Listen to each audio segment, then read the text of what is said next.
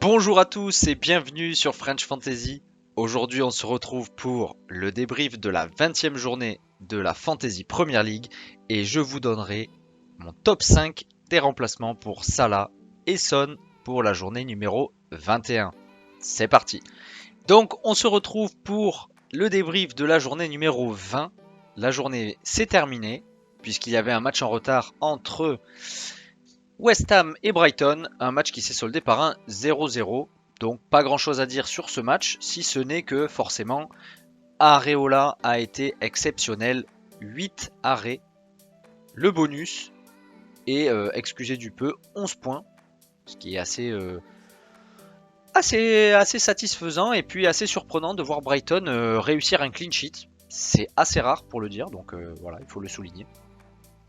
Dans les matchs, Chelsea a été battre Luton à domicile, ce qui n'est pas forcément facile, mais ils ont réussi avec notamment un doublé de Palmer qui fait un match exceptionnel. En plus, il met une passe décisive pour Madueke. Voilà, côté Luton, c'est Adebayo et Barclay qui marquent et Doughty, deux assists, deux passes décisives. Voilà, Palmer qui ramène un gros 18 points, un 9 points pour Doughty, Barclay notamment.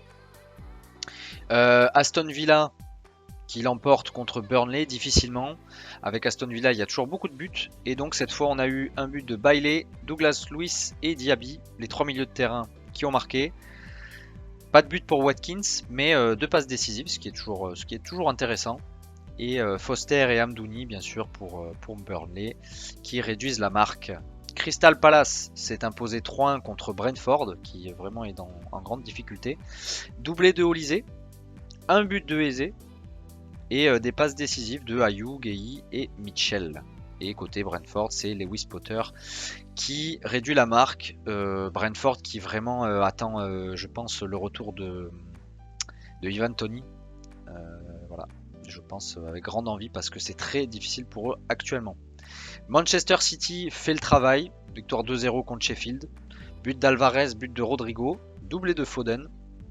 Voilà, c'est assez intéressant. Les Wolves qui étrillent Everton, assez surprenant, mais voilà, but de Dawson, Killman et Cunha qui fait aussi une passe décisive, et Ichan pareil qui délivre une assist avant de partir pour la Coupe d'Asie. Nottingham Forest qui se défait de Manchester United qui décidément n'y arrive pas. But de Gibbs White, Dominguez avec des passes décisives de Elanga et Montiel. Gibbs White, Elanga, c'est vrai que c'est assez intéressant. Et côté Manchester United, Rashford enfin qui réussit à scorer. Et passe décisive de Garnacho. Garnacho assez intéressant aussi, hein. On n'en parle pas beaucoup, mais il est de plus en plus décisif ce garçon. Fulham qui réussit à battre Arsenal, but de Decordovarid et Raúl Jiménez, et but de Saka pour Arsenal.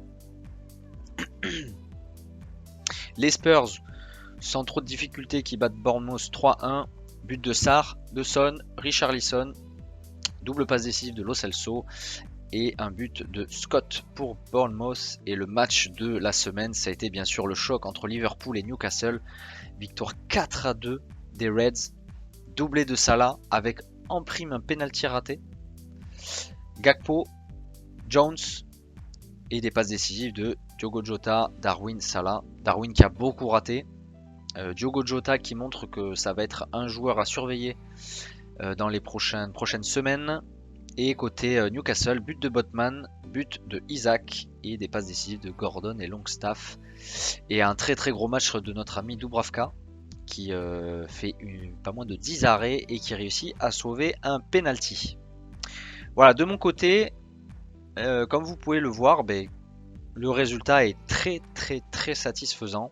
96 points, ce qui me classe en gros un petit peu en dessous de la 200 millième place sur cette journée. Je suis très très satisfait. Pour autant, j'ai laissé beaucoup de points sur le banc, comme vous allez pouvoir le voir.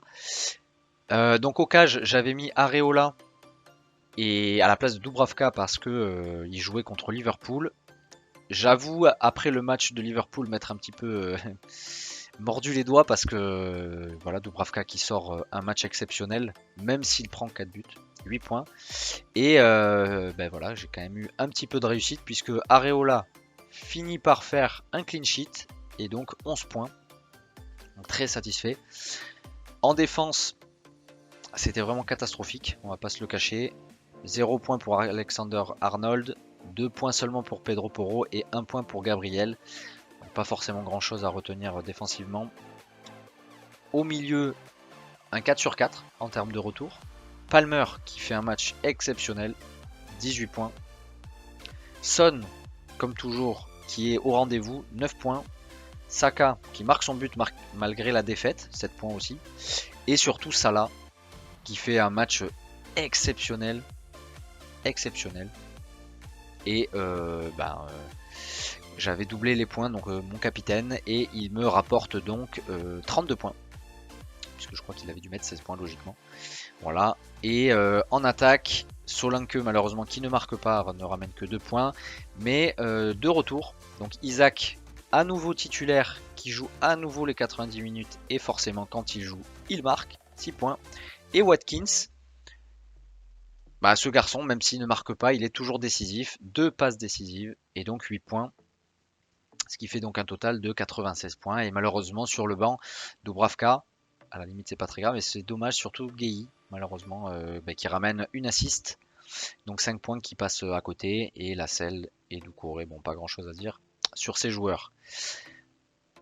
Voilà, en tout cas une journée rondement menée et qui me permet aujourd'hui d'être dans le top 15 000. Exactement 13 573, ce qui est je crois mon deuxième meilleur total, mon deuxième meilleur classement de la saison, puisque j'avais dû être 10 millième lors de la journée numéro 8. Ça aurait pu être encore mieux, mais je suis vraiment très très satisfait, surtout que c'est ma première saison, je vous rappelle, première saison de Fantasy Premier League, mais voilà, on se donne les moyens de bien faire, et voilà, donc j'espère que ça va continuer. Au niveau des transferts, bon voilà, c'est la dernière petite partie de la vidéo. Salah et Son vont partir, donc je vous propose de passer à la suite. Passons sans plus tarder à mon top 5 des remplaçants pour Mohamed Salah et Heung-min Son, les deux milieux de terrain qui vont partir pour des compétitions internationales, puisque Mohamed Salah part pour la Coupe d'Afrique des Nations et Son part lui pour la Coupe d'Asie. Donc ces joueurs ne seront plus disponibles à partir de la journée 21 et en fonction des résultats de leur nation, ces joueurs risqueraient de revenir plus tard et de rater un certain nombre de matchs, potentiellement jusqu'à la journée 23-24 à minima. Donc si vous avez ces joueurs dans vos équipes et que vous souhaitez les remplacer, je vous donne 5 potentiels picks qui selon moi sont intéressants. On commence avec le numéro 5. Le numéro 5, c'est Pedro Neto, le milieu de terrain des Wolverhampton Wolves. Pourquoi ? Parce que ce joueur avait fait un début de saison assez tonitruant, puisqu'il était, je crois, à exactement 1 but et 8 passes décisives sur, que je ne dise pas de bêtises, les 10 premières journées. Et il s'est blessé malheureusement et donc a dû quitter la pelouse pendant une dizaine de journées. Mais le voilà rétabli et il vient de jouer je crois 10 minutes contre Everton. Donc c'est un joueur qui revient en forme. Et surtout il a son compère Ichan qui va participer à la Coupe d'Asie. Donc il va sans doute reprendre les rênes de l'équipe. Et c'est selon moi un très bon pick.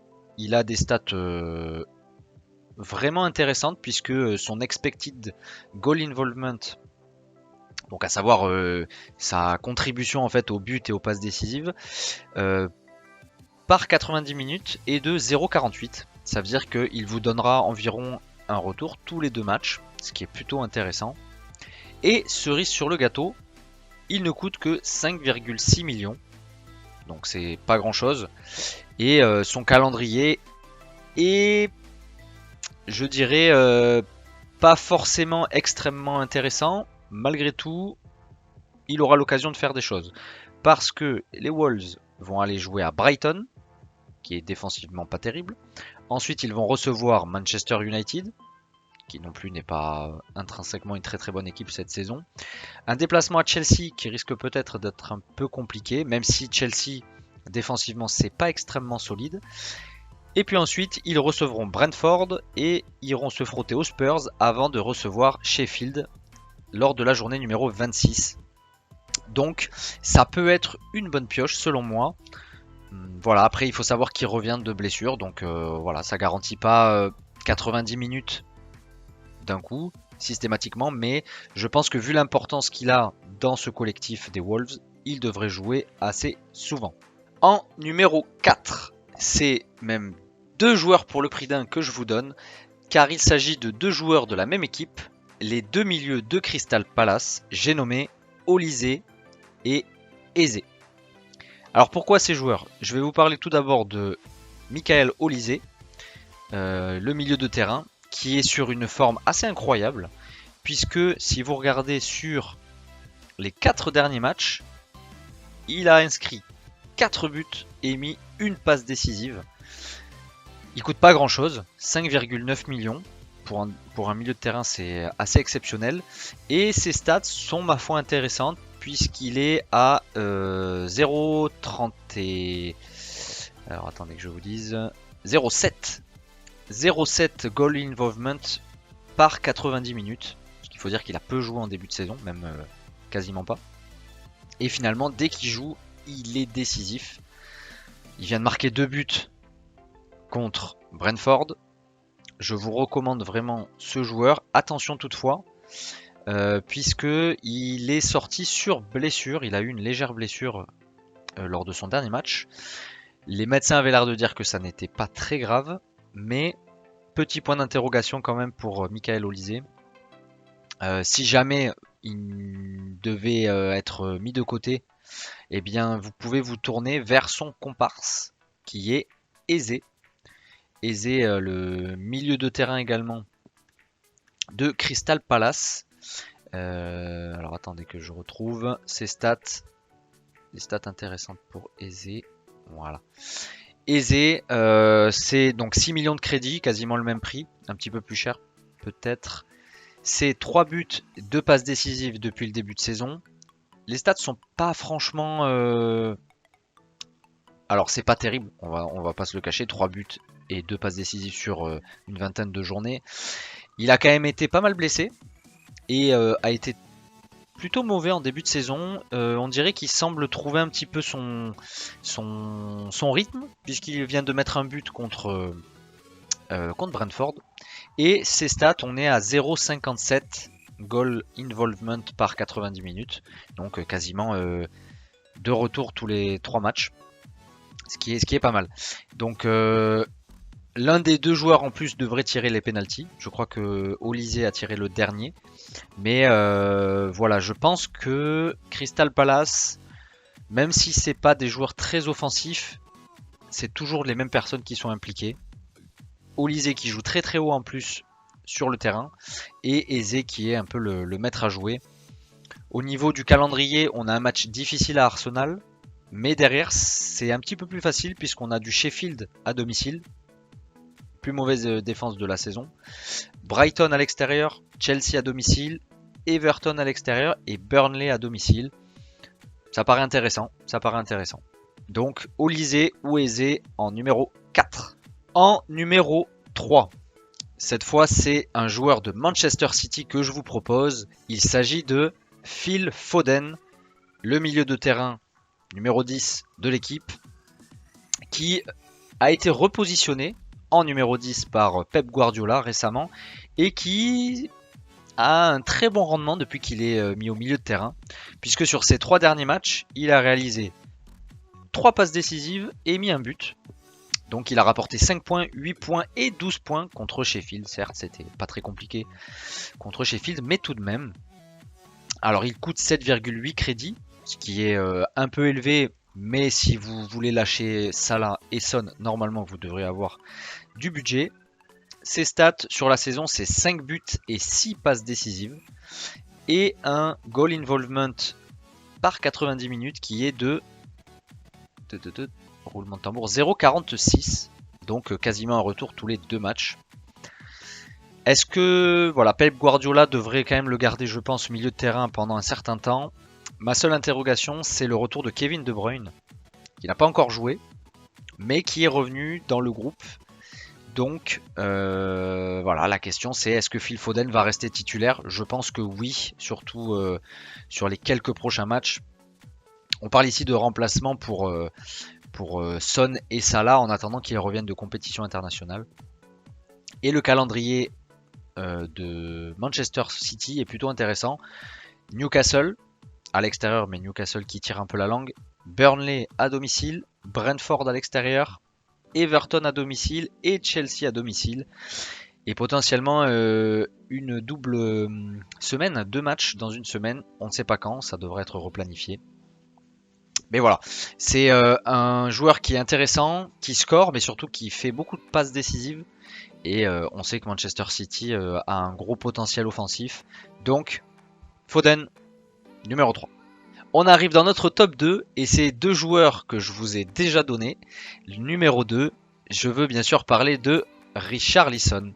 Richarlison, l'attaquant, alors milieu dans le jeu, mais numéro 9 de l'équipe de Tottenham, qui ne coûte que 6,9 millions et qui va avoir tout à faire dans cette équipe puisque Son va partir en Coupe d'Asie et eh bien Maddison est toujours blessé et n'est pas prêt de revenir. Donc pour Richarlison, ça va être numéro 9. À mon avis, il devrait jouer une bonne partie des matchs et surtout, il devrait tirer les pénaltys. Donc ça, c'est important. C'est important parce que ça fait des occasions de marquer assez simples, on va dire presque même gratuites. Juste quelques petites infos sur 1, 2, 3, 4, 5. Sur ces 5 derniers matchs, eh bien c'est 5 buts. Voilà, ni plus ni moins. Et son expected goal involvement par 90 minutes est de 0,71. Donc un très très beau ratio, presque à 1 par match on pourrait dire. Ou au moins 3 retours tous les 4 matchs quasiment. Voilà, il coûte pas très cher. Et au niveau du calendrier, il y a des bonnes perspectives, je pense, de marquer. Manchester United à l'extérieur, certes, mais Manchester United, pour moi, c'est encore une fois pas l'assurance tout risque. Brentford à domicile, Everton à l'extérieur, Brighton à domicile et les Wolves à domicile. Il y a de quoi faire, et pour moi, si vous voulez pas vous prendre la tête, vous changez Son pour Richarlison et voilà, ça va vous libérer des crédits et vous permettre de continuer à avoir un joueur de Tottenham. Et enfin, on finit ce top 5 avec mon numéro 1 des joueurs à prendre absolument si vous voulez remplacer Salah ou Son. Ce joueur, il est milieu de terrain dans le jeu, mais il joue plutôt numéro 9 dans la vraie vie. Il joue à West Ham. Et vous l'avez deviné, bien sûr, c'est Jarrod Bowen. Jarrod Bowen, 8 millions de crédits. C'est assez cher, mais c'est quand même toujours moins cher que Salah ou Son. Donc pas de problème de budget. Ses stats, c'est 11 buts et 2 passes décisives sur la saison. Assez incroyable. Il vient de faire un petit 0-0 contre Brighton. Mais il a joué 90 minutes. Et excusez-moi du peu, il a joué au moins 87 minutes sur 1, 2, 3, 4, 5, 6 sur ces 7 derniers matchs. Donc bien sûr c'est la pierre angulaire de West Ham. Antonio est blessé. Ils ont peu de joueurs, sachant que Mohamed Kudus, le milieu de terrain, va partir à la CAN. Donc eh bien, je pense qu'il aura tout à faire ce garçon. Et ses ratios, c'est 0,53 goal involvement per 90 minutes. Donc ça veut dire un retour tous les 2 matchs. Ensuite, la cerise sur le gâteau, c'est son calendrier. Il a 2 oppositions extrêmement intéressantes. Sheffield à l'extérieur et Bournemouth à domicile pour les 2 prochaines journées. Et ensuite, il y aura 2 matchs un petit peu plus compliqués. Manchester United à l'extérieur en journée 23. Arsenal à domicile en journée 24 et puis ensuite du Nottingham Forest par exemple en journée 25. Jarrod Bowen, pour moi, il est nécessaire et je crois qu'il rapporte à peu près presque 6 points par match depuis le début de saison. C'est un indétrônable et pour moi ce sera mon transfert et je pense que je ferai même peut-être un deuxième transfert avec Richarlison pour changer Salah et Son. Voilà, c'était le récap de la journée numéro 20 et mes prévisions, voilà les petits tips pour la journée numéro 21. J'espère que le format vous plaît. Si c'est le cas, n'hésitez pas à laisser un petit like, à vous abonner. Et puis, pour vous, qui seraient les remplaçants à privilégier pour Son et Salah? Et est-ce que vous allez transférer et échanger ces joueurs? Dites-moi dans les commentaires. Moi, je vous dis à très bientôt pour le débrief de la journée numéro 21. C'était French Fantasy et je vous dis à la prochaine. Ciao!